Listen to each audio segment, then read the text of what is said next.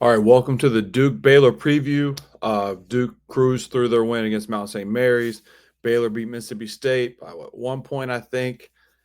This team's interesting. Baylor's talented. We all know who they have on the team. We'll dive into their team individually later in this episode, but we'll go through their team stats right now. I got it right here in my notes. So if you see me looking over here, it's because I have my notes. So 16th in offense efficiency, 57th in defense efficiency, 320th in tempo. So this team does not go fast.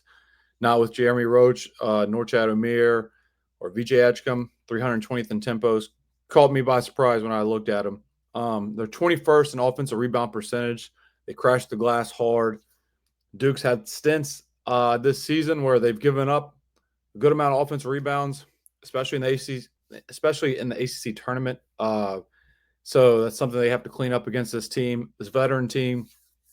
Baylor is 4-2 in their last 6 games, and the 2 losses they've had were a 4-point loss to Houston, who's a 1 seed, and a 2-point loss to Texas Tech, who was one of the better underrated teams in the tournament. So 4-2 with a 2-point loss to Texas Tech and a 4-point loss to Houston. Baylor's playing pretty good basketball. Their best lineup is with Robert Wright at the point guard position over Jeremy Roach, Jaden Nunn at the 2, VJ Edgecombe at the 3, Jalen Celestine at the 4, and Norchad Omier at the 5. Look, Jeremy Roach, we all know this is pretty much a Duke channel for the most part of my videos, but he struggled this year with Baylor. This is his worst year in his 5-year career. 10 points per game on 38, 34, 69 shooting splits. Last year at Duke was his best year in his career. He shot 47, 43, and 84 and averaging 14 points per game. So 9% worse from the field, 9% worse from the 3, and 15% worse from the free throw line from 4th year at Duke and 1st year at Baylor. In Baylor's win against Mississippi State, Roach played 14 minutes, had 6 points and 3 steals, but only 14 minutes, whereas Robert Wright had 19 points on 8 of 15.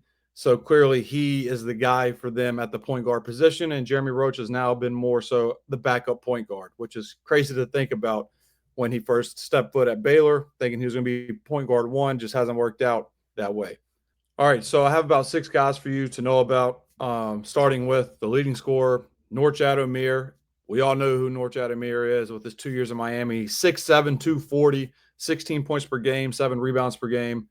Look, he's 6'7", like I said, but he's had 10 straight games with 10 or more rebounds. This guy has a high motor. He's going to crash the glass offensively and defensively, but giveth the play hard, taketh away play hard. He averages 3.5 fouls per game, so he can get in foul trouble, and that's something I assume Duke will try to attack in the 2-man game, is have Norchad Omier get out on the perimeter, try and stay with the guards, and get him in foul trouble. Him against Pat Gongba in the post is going to be interesting to see on both ends. He's athletic at 6'7", but Pat Gongba is so big and has such soft touch. That's going to be a fun little matchup when they play against each other down low. In Norchad Omier's career against Duke, these are his 4 game logs. 9 points and 10 rebounds on 3 of 14. 1 minute where he sprained his ankle and missed the rest of the game within the first minute. 17 points and 10 rebounds on 6 of 11. He shot 2 of 2 from 3 in that game as well. And 9 points, 14 rebounds on 3 of 9 shooting. So preview for him, make him earn it around the rim. Make everything hard for Omier. He's comfortable dribbling, putting the ball on the floor, and then going to a hook or trying to get to the rim from the free throw line going downhill. In the 2 games, like I said, that he struggled shooting from the field against Duke, he was 6 of 25 in those 2 games. So he's had times where he's had to work his tail off and shoot very inefficiently for Miami at the time. But John Shire knows how to make Norchad Omier work for it. And I'm confident with Duke's defensive prowess this whole season with Common Malawach and then Cooper Flagg and company and help side to make things hard with Norchad Omier when he puts the ball on the floor and tries to get to the rim. Second guy we want to talk about, VJ Edgecombe, 6'5", 180, top 5 draft pick, 15 points per game, 5.5 rebounds per game, 3 steals per game, or 3 assists per game, and 2 steals per game. Look, VJ Edgecombe, his shooting splits are 43, 35, and 79. He's an athlete. He's looking to put somebody in the rim in transition. We saw that highlight against Mississippi State where he missed the dunk and the ball bounced from the back of the rim to the opposing three-point line. These balls are pumped up. We're not going to get into that, but this guy's going to try and put you in the rim when he goes downhill. Surprisingly, though, if he's not dunking, he is a very bad finisher. I was not aware how bad he was around the rim. He's 44% on 124 layup attempts this season. That's not good. That's staggering. That's very shocking. He's a streaky shooter.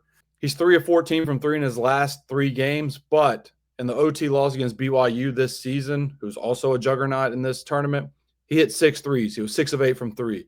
So, he's streaky. He can make 4 or more, or he can shoot 3 of 14 in 3 games. You just don't know what you're going to get from him from the perimeter. He had 14 points on 3 of 8 versus Mississippi State last game. And leading up to the Mississippi State game, he had 6 straight games with 2 steals or more. So this guy's a really good defender as well. Like I said, 6 straight games with 2 steals or more is impressive. And he's a good free throw shooter. In the 14 points against Mississippi State, he was 6 of 6, I think, from the line. So he's going to try and get to the line.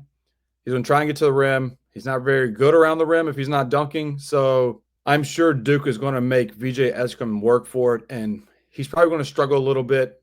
My main takeaway with VJ Edgecombe is like a Sion James matchup with him, physicality, bump him off his lines, and make him shoot tough runners, tough finishes around the rim, because at 44% from layups, we live with those percentages, especially if a guy like Sion James is the one guarding VJ Edgecombe. Next guy I want to talk about is Robert Wright. Talked about him earlier, 6'1", 185, 11.5 points per game, 4 assists per game on 42, 36, 79 shooting splits. Most of his shot selections are runners or layups, and he's not really good at either. Wright is shooting 34% on runners this season on 71 attempts, 34%. And for layups, he has shot 170 layups. He's 50% on layups. So, again, make him work for it.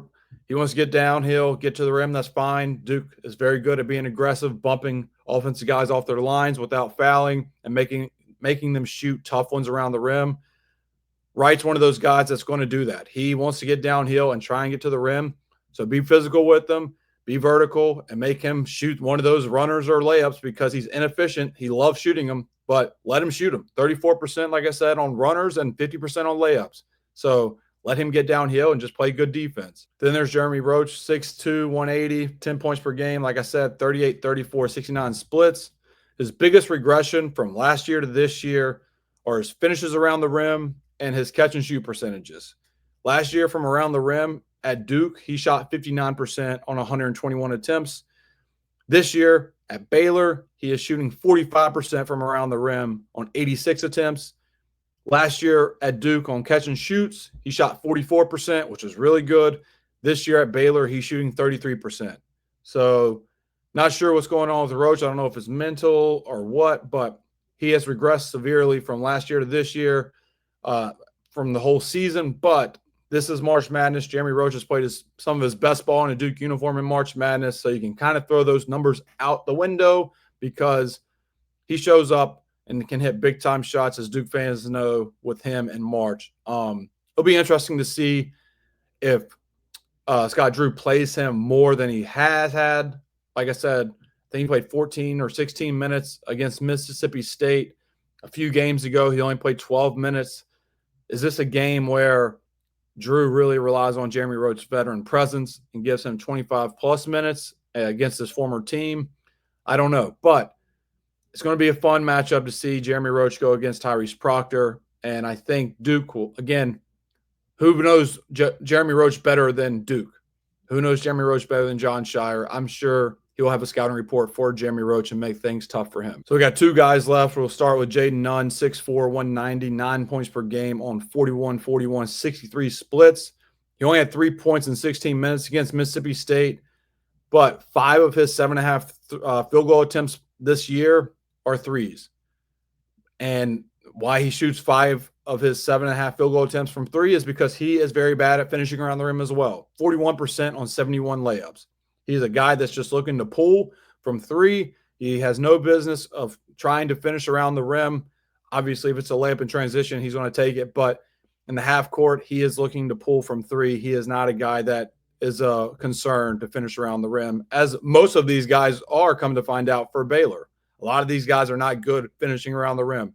The last guy we're going to talk about, Langston Love, is the best finisher for Baylor. He's 6'5", 210, 9 points per game. He had 15 points on 7 of 12 against Mississippi State, 1 of 5 from 3. He's shooting 60% around the rim. So his 60% around the rim, I think, is the best on the team at the guard position. He's not a good shooter. So the other guys we talked about are pretty good shooters. They're okay, or streaky at least. Langston Love is not a streaky shooter at all. He is not a good shooter in general. On unguarded threes with no contest, he is 8 of 32 on the season. That's like 25%.